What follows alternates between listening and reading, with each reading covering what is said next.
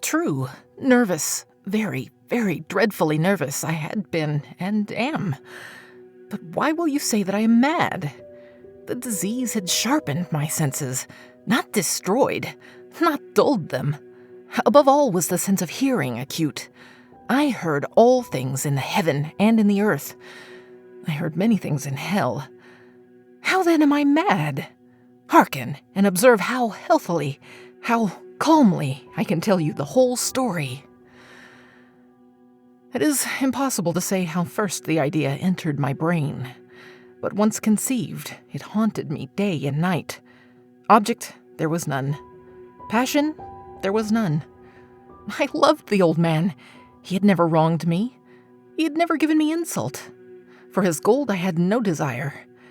I think it was his eye. Yes, it was this. He had the eye of a vulture, a pale blue eye with a film over it. Whenever it fell upon me, my blood ran cold, and so by degrees, very gradually, I made up my mind to take the life of the old man. Now, this is the point. You fancy me mad. Madmen know nothing. But you should have seen me. You should have seen how wisely I proceeded, with what caution, with what foresight, with what dissimulation I went to work. I was never kinder to the old man than during the week before I killed him. And every night, about midnight, I turned the latch of his door and opened it, oh, so gently. And then, when I had made an opening sufficient for my head, I put in a dark lantern, all closed, that no light shone out. And then I thrust in my head. You would have laughed to see how cunningly I thrust it in. I moved it slowly, very, very slowly, so that I might not disturb the old man's sleep. It took me an hour to place my whole head within the opening so far that I could see him as he lay upon his bed. Would a madman have been so wise as this? And then, when my head was well in the room, I undid the lantern cautiously, oh, so cautiously, for the hinges creaked. I undid it just so much that a single thin ray fell upon the vulture eye. And this I did for 7 long nights, every night just at midnight. But I found the eye always closed, and so it was impossible to do the work, for it was not the old man who vexed me, but his evil eye. And every morning when the day broke, I went boldly into the chamber and spoke courageously to him, calling him by name in a hearty tone, and inquiring how he has passed the night. So you see, he would have been a very profound old man indeed to suspect that every night, just at 12, I looked in upon him while he slept. Upon the 8th night, I was more than usually cautious in opening the door. A watch's minute hand moves more quickly than did mine. Never before that night had I felt the extent of my own powers, of my sagacity. I could scarcely contain my feelings of triumph.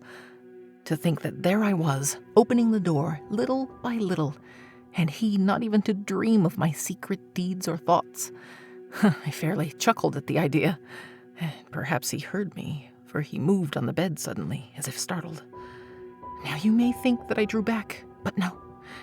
His room was as black as pitch, with the thick darkness, for the shutters were close fastened, through fear of robbers, and so I knew that he could not see the opening of the door, and I kept pushing it on steadily. I had my head in, and was about to open the lantern, when my thumb slipped upon the tin fastening, and the old man sprung up in bed, crying out, "Who's there?" I kept quite still and said nothing. For a whole hour I did not move a muscle, and in the meantime I did not hear him lie down. He was still sitting up in the bed, listening, just as I have done night after night, hearkening to the death watches in the wall. Presently I heard a slight groan, and I knew it was the groan of mortal terror. It was not the groan of pain or of grief. Oh, no.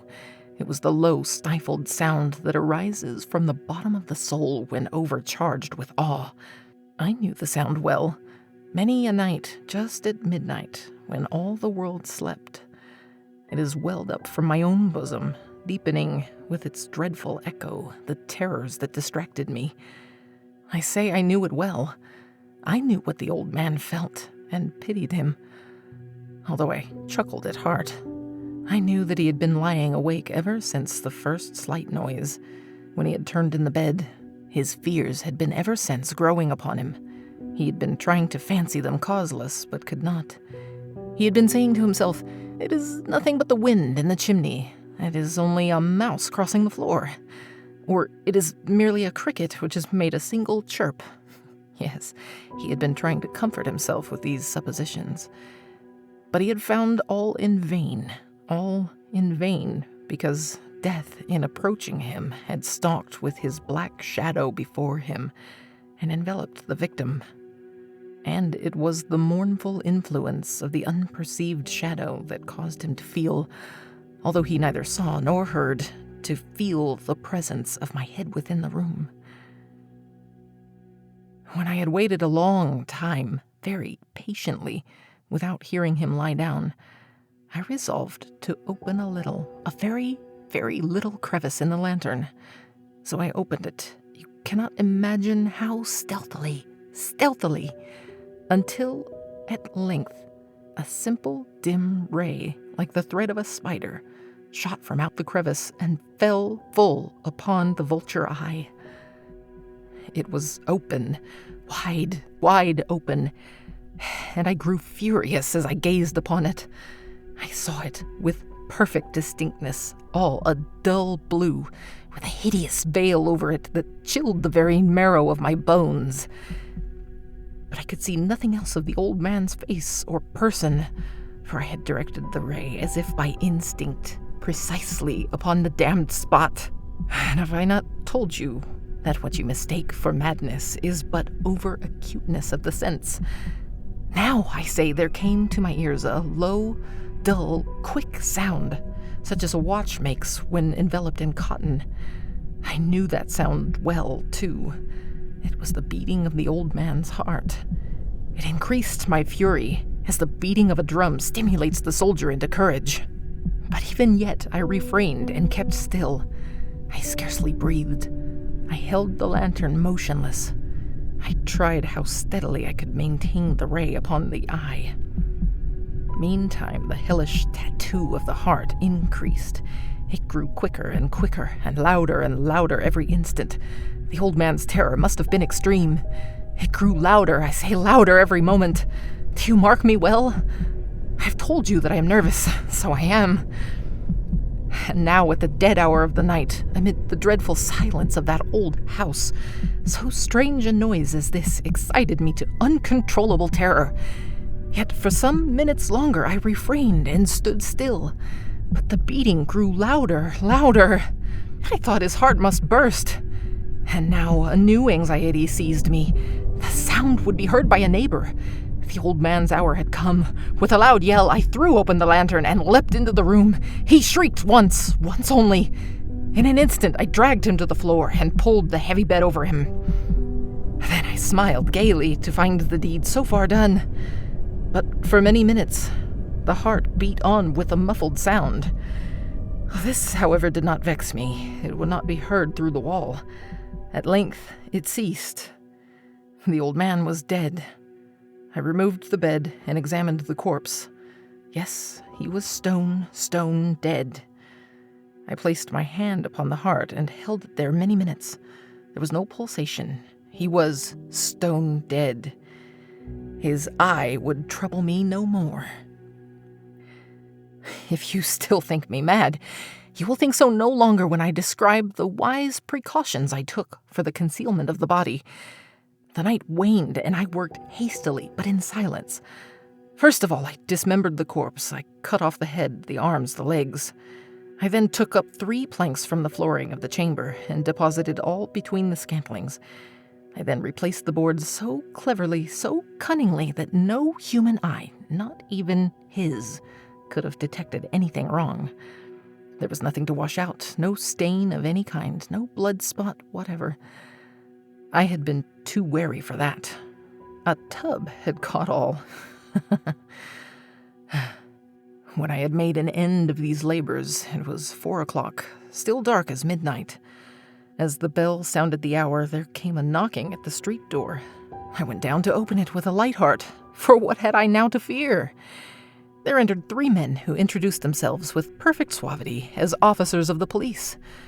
A shriek had been heard by a neighbor during the night. Suspicion of foul play had been aroused. Information had been lodged at the police office, and they, the officers, had been deputed to search the premises. I smiled, for what had I to fear? I bade the gentleman welcome. The shriek, I said, was my own in a dream. The old man I mentioned was absent in the country. I took my visitors all over the house. I bade them search well. I led them at length to his chamber. I showed them his treasures, secure, undisturbed. In the enthusiasm of my confidence, I brought chairs into the room and desired them here to rest from their fatigues, while I myself, in the wild audacity of my perfect triumph, placed my own seat upon the very spot beneath which reposed the corpse of the victim. The officers were satisfied. My manner had convinced them. I was singularly at ease. They sat, and while I answered cheerily, they chatted of familiar things. But ere long, I felt myself getting pale and wished them gone. My head ached, and I fancied a ringing in my ears, but still they sat and still chatted. The ringing became more distinct. I talked more freely to get rid of the feeling, but it continued and gained definiteness, until, at length, I found that the noise was not within my ears. No doubt I now grew very pale, but I talked more fluently and with a heightened voice. Yet the sound increased, and what could I do? It was a low, dull, quick sound, much such a sound as a watch makes when enveloped in cotton. I gasped for breath, and yet the officers heard it not. I talked more quickly, more vehemently, but the noise steadily increased. I arose and argued about trifles in a high key and with violent gesticulations. But the noise steadily increased. Why would they not be gone? I paced the floor to and fro with heavy strides, as if excited to fury by the observations of the men. But the noise steadily increased. Oh God, what could I do? I foamed, I raved, I swore. I swung the chair upon which I had been sitting and grated it upon the boards, but the noise arose over all and continually increased. It grew louder, louder, louder, and still the men chatted pleasantly and smiled. Was it possible they heard not? Almighty God, no, they heard, they suspected, they knew. They were making a mockery of my horror. This I thought, and this I think. But anything was better than this agony. Anything was more tolerable than this derision. I could bear those hypocritical smiles no longer. I felt that I must scream or die. And now again, hark! Louder, louder, louder, louder! Villains, I shrieked! Dissemble no more! I admit the deed. Tear up the planks! Here! Here! It is the beating of his hideous heart!